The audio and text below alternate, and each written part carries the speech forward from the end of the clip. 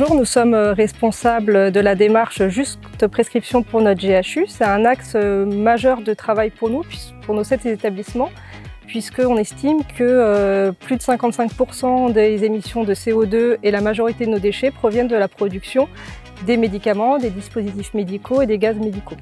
Donc pour avancer dans cette démarche, on a travaillé avec d'autres acteurs, donc bien sûr les services cliniques, les services supports comme la biologie, l'imagerie, la pharmacie, afin de déterminer des actions qui pourraient avoir un impact sur la décarbonation, mais également bien sûr sur la qualité des soins et sur l'efficience.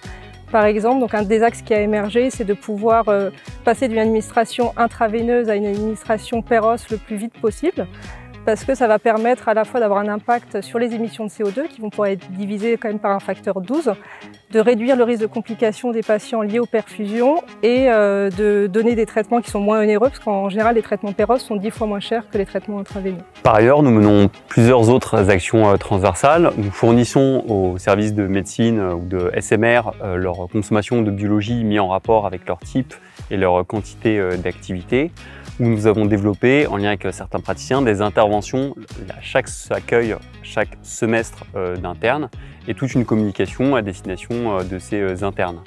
Dans le cadre de la Juste Prescription, il est assez difficile de mesurer précisément l'impact de toutes ces actions, parce que c'est protéiforme, mais on sent que ça a permis de renforcer cet axe et d'éveiller, en lien avec le développement durable, la conscience, la nécessité d'une action quotidienne. Sachant que bien prescrire, c'est aussi parfois déprescrire.